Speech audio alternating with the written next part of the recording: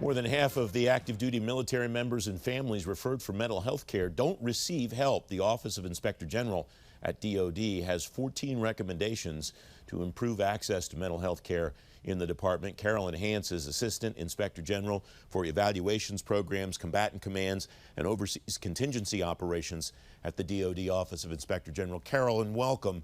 Thank you very much for coming on today. I'll get right to the numbers here that you and your team found. 4,415 out of 8,328 people per month, an average of 53% of all active duty members and their families referred didn't get the care that they needed. And maybe what is more striking to me, the MHS doesn't know why. Were you able to find out why they didn't know why, Carolyn? In some cases, it related to, for example, on the 53%, that didn't receive care after referrals. A lot of that had to do with patients having to attempt to get the appointments themselves. In some cases, the providers the information was inaccurate as it related to providers. In some cases, patients wound up making multiple phone calls in order to get appointments or attempt to get appointments, and wound up frustrated because the provider information may have been inaccurate. It could be a case of where the provider was no longer accepting new TRICARE patients. And when a patient that's referred for mental health issues winds up in a frustrating position of having to make multiple phone calls to attempt to get that follow-up care, we found that to be problematic. Having been in that situation myself, and I'm sure we all have at some point in time when we've needed care, I can understand that frustration that the patient runs through. How is what is happening in the military health system in DHA different than what somebody might experience in some other system? Is there a way to compare apples to apples given the unique nature of DHA and TRICARE? We didn't look at the unique nature necessarily of DoD in comparison to the civilian force. However, we do know that 14% of active duty military, and according to our statistics from 2017, have mental health issues, whereas in the overall United States, it's more like 18%. So in the department, it's slightly lower. But we do note that there is a concern in DoD as well as outside of DoD in terms of the availability of healthcare providers for mental health.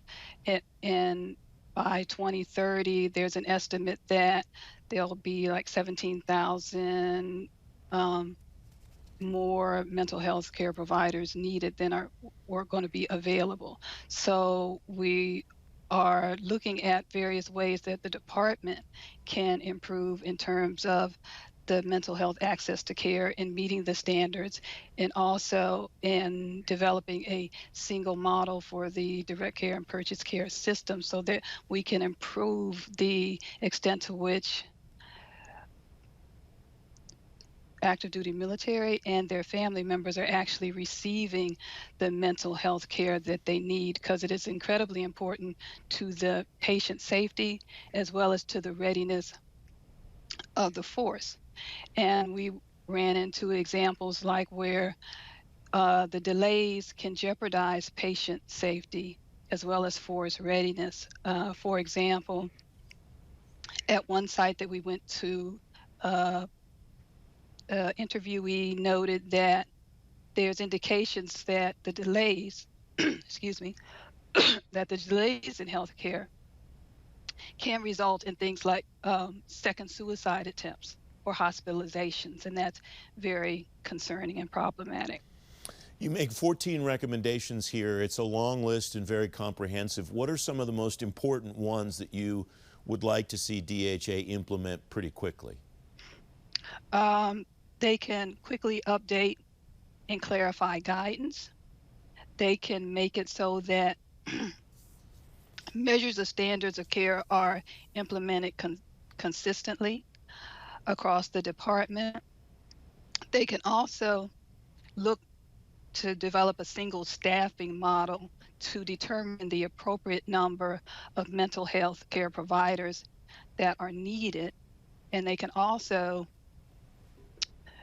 develop in the system a means for the military healthcare system to make the appointments that are needed, rather than relying on patients to have to take the referral and run with it and then find out that they're not receiving the care because you refer them to providers that are no longer accepting patients. It's just very frustrating when you have to call multiple providers in order to attempt to get a mental health care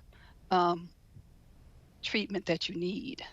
Carolyn Hantz, thanks very much for your insight today. I appreciate your time very much. Thank you.